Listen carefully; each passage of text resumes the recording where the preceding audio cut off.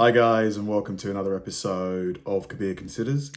In this video, we're going to react to when delusional woke people get owned. I feel like the word woke, these days just gets, given to anybody who kind of has any kind of like progressive attitude in any sort of way. I do think a lot of people, use that word just as a kind of like a stick to beat people with. So it's going to be interesting to see, in what context woke is being used in this video. But yeah, I definitely have an open mind. So yeah, let's see what we encounter here. I'm standing here now, a biological male, wearing a dress with a pair of leggings. When you harp on your right to distinguish between men and women, are you afraid that you're going to be attracted to trans women? I'm not. Sir, are you positive? Why is it that you harp on your right to distinguish between men and women? If you can always tell, why is it so hard? Well, because it's not even merely that you're putting on a dress, it's that you and people who identify as transgender are infringing upon rights and spaces that properly belong to women. So when you ask me, why do you care about this issue? The reason is because we live in society and we have political rights, and also because we care for the truth. So before, when you had a different opinion to a lot of these people, they'd call you transphobic, but apparently their new tactic is to say that you're secretly attracted to them. It reminds me of when women get rejected by men and they call the man gay. He really like funny, like he down to earth. I'm like, all right, cool. So I told him that I broke up with him. I'm like, what's up now? He was like, you didn't break up with him. Like, no, you didn't. And I didn't, but I'm like, this nigga gay. Like, how you not? You see how f***ed up that is? You see that because he wasn't interested. Just He gotta because be you don't gay. want that, I don't want none. That's crazy. Black people have rightly said they don't want to be referred to as the N-word. All decent people respect that wish and don't use language that minority communities find offensive. And I think that's simply what trans people are also asking. Clearly, as someone who grew up in the 1970s and saw the National Front march through immigrant areas using inflammatory language against black and Asian people, terrorizing those people, which did spill over into violence, attacks on Asian homes and shops, temples and mosques, I don't want to see a repeat of that. I'd like to move this a little and say that the words he, him for a man are just the very ordinary words. They're not the equivalent of the N-word. I think the equivalent of the N-word would be... What? Hold on, is he arguing that using the, the pronouns he, him for a man are offensive? Is that what the guy's suggesting? Really? If so, I mean, come on, that's not. One of the reasons that we need free speech isn't just because we enjoy speaking or we want to say what our ideas are, important though that is. It is because we use language to write rules and laws. And if we are not able to call all male people male and all female people female, we cannot write rules that say all male people must stay out of this space. So if we give away words like he, him, male and men for people who are male, and we start calling them she, her, female, woman, it becomes impossible to say, but you are not welcome here. Dude, how did we get to this? Like, I just feel like we overcomplicate so much these days. And the thing is, we're back to the question of who can come into female-only spaces. I contend that only female people can come into female-only spaces. Which so seems I need fair to be able to call me. male people male in order to explain why they can't come in. This is just tautological. This isn't me trying to resurrect the N-word. Half of humanity is male. Half of humanity is he, him. These are not rude words. I ain't gonna lie, I'm getting cooked. See, people like this guy that say that anybody can identify as whatever they want, whenever they want, act like they care so much about humanity. But if they cared so much about humanity, why are they fighting to change systems that are in place to protect women? There's some people putting biological men in female prisons when they've been accused of sexual crimes towards women. Some people are really fucking stupid. That's crazy. That's dangerous. I mean, what if that guy, if he's physically stronger than, every other person in that prison, he could wreak havoc in there. And a customer called me sir, and I said, sir, actually, it's a ma'am. And then everyone around started clapping, And the guy who said it actually got arrested. And then he was sentenced to death, I'm sure. How is it sexism when we have no barriers today? So we can pick what we want to pick. Who doesn't have barriers? Women don't have barriers? The guy got arrested for that. Wow. Yeah, Okay. what's We have stopping no you? You can do barriers. whatever you want. I can or you can? What's stopping you?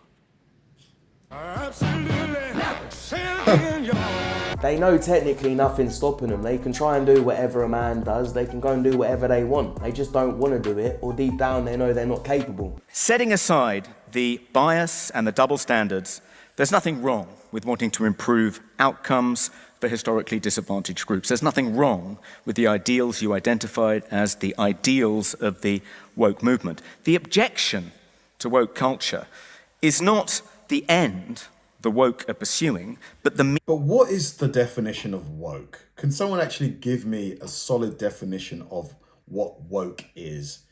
Like, please, like, because I do feel like some people just use that word as a collective sort of vague way of labeling anybody that has any kind of, you know, don't get me wrong, like I'm sure some people who call themselves woke are completely unreasonable in the things they're asking for.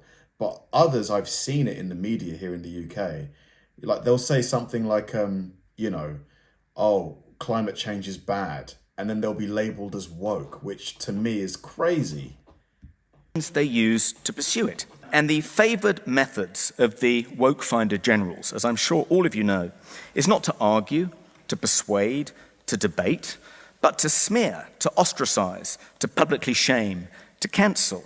That, I'm afraid, is the tactics of the woke. This is the way they go about trying to achieve their objectives. You're on record for stating, and I quote, "This is the gayest generation of America." What are your overall thoughts on this? Because some of your opponents seem to believe you have homosexual tendencies. Well, it is the gayest generation ever. Every fact shows that more young people are gay than any other generation. Yeah, I think my record of my marriage speaks for itself. But is there something you want to tell us about your own? I mean, you don't gotta accuse me of being gay. Just because you're married don't mean that you're not homosexual yourself. Well, you came up here asking about the gayest generation. I got some questions about you, man. You're coming to my campus that I represent, calling us, one of the gayest generations. Well, it is in America. One out of 5 young people are lesbian, gay, or trans. And even though I don't, it's the gayest generation ever. Congrats, man. Congrats. Appreciate your time, man. Congrats. Yeah. Yeah. Thanks, man. What the fuck just happened? Internet's gonna love that one. Weird guy. I don't know if he's standing up for gay rights or if he's pissed off that he's part of the gayest generation. Either way, facts are facts, and he's not trying to insult anybody, because it says here, nearly a third or 28% of Gen Z adults in the United States identify as lesbian, gay, bisexual, transgender or queer. A larger share than older generations. If you were to describe what it means to be a man or to be masculine. I'm Griffin, and I don't identify as a man. I'm non-binary. I still have elements of, my identity that are masculine, elements that are feminine, elements that don't fall within that range. I personally just don't feel tied to the norms or the confines of gender at all. I think that the notion of masculinity is just something that can be possessed by man or woman. Man, woman, non-gender conforming person. What it means to be masculine is just changing and very fluid. What the fuck are you talking about? I was not always a good man. I was not always what you would call a healthy masculine man. And so as my life has changed, I've identified 5 points that I think make a truly masculine man masculine. Okay. I think point number 1 is a man who walks with God. Point number 2 is a man who stands on principle. Point number 3, which is a masculine man, is self-sacrificing. So according to him, you cannot be a masculine man if you are non-religious. I would disagree with that, but then again, but I don't think you have to be religious to be masculine. Do you agree with that? Willing to sacrifice for point 4, the people that he leads. A true man is a leader. And number 5, a masculine man is never a coward. Fellas, do not allow society or anybody make you think that being a masculine man is a toxic bad thing. Forget this toxic masculinity bullshit. There's only toxic people. You can get toxic women, toxic men. When shit hits the fan and there's a war, it's masculine men that come to the rescue. It's not weak men that are not proud to be men. Dear leftists, I'm very happy to take part in this debate about democracy in Europe. So let me give you some example of very major democracy in Poland. Polish nation rejected you, dear leftists, 8 times. 8 times in a row you have lost elections in Poland. So get used to it, because you're going to lose again. Let me give you some data about Poland and Polish democracy. The lowest unemployment in European Union is Poland. The highest GDP after COVID in European Union is Poland. One of the lowest debts in European Union is Poland. So don't give us this rubbish. We don't need your doctors. We don't need your engineers. Take them all and pay for them. Because there's zero terrorist attacks in Poland. Why? Because there is no illegal migration in Poland. So don't give me this look. I mean, can you blame Poland for not wanting... Wow. This guy is not... He is speaking his truth. He's like, I'm going to yell this so everybody in the back can hear me. to be part of the woke madness that's spreading all over Europe and America. It's getting ridiculous.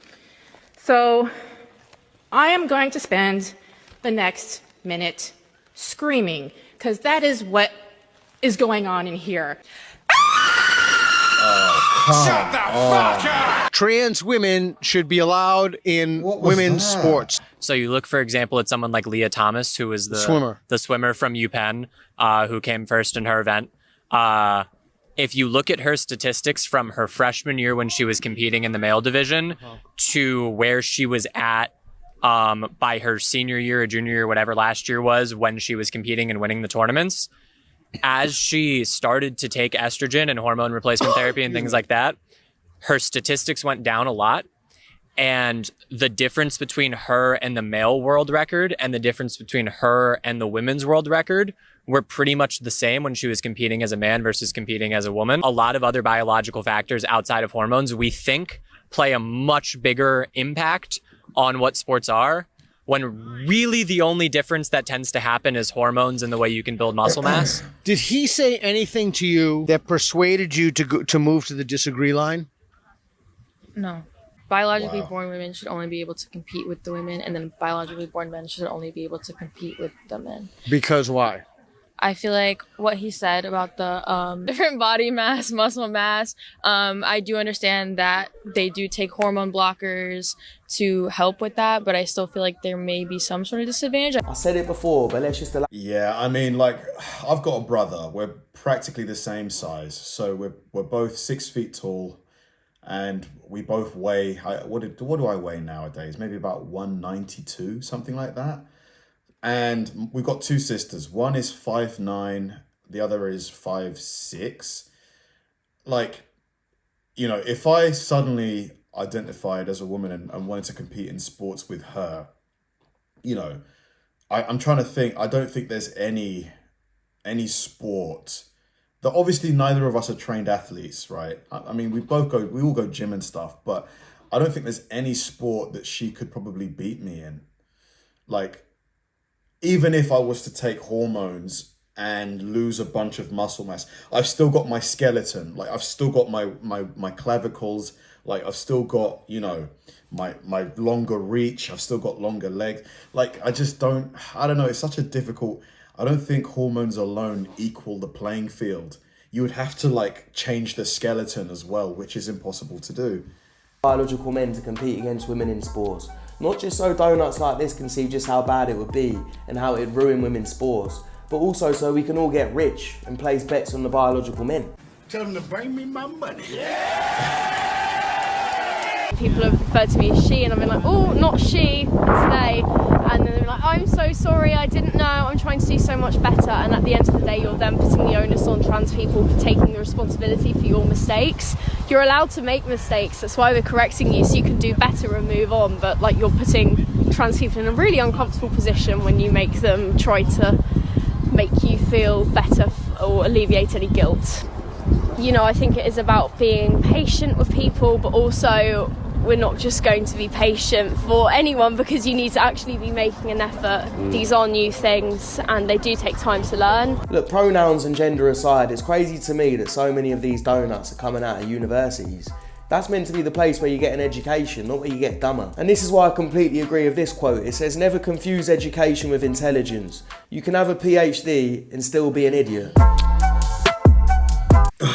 Such an interesting topic, honestly. Like, I don't know where, you know, the sport one, I just don't know how you, how you can level the playing field, because I just think there's way more to human physiology than just hormones. Like, yes, hormones play a big role. You know, they regulate, you know, muscle mass. I think they regulate strength as well. If you've got high testosterone, I think your muscles produce more force per square inch. I'm happy to be corrected on that. But men on average have, biological men, on average have, I think we've got larger lungs, which means that, you know, you take in more oxygen per breath. And oxygen is obviously what feeds the red blood cells, right? Produces the energy in the mitochondria. You know, our skeletons are larger. So if we're running, our strides are typically bigger. So we cover more distance per stride. So there's just so much more than the hormones. I just don't know, how do you allow people to compete but also keep it fair? I don't know. Thanks for watching, guys, and I'll see you in the next one.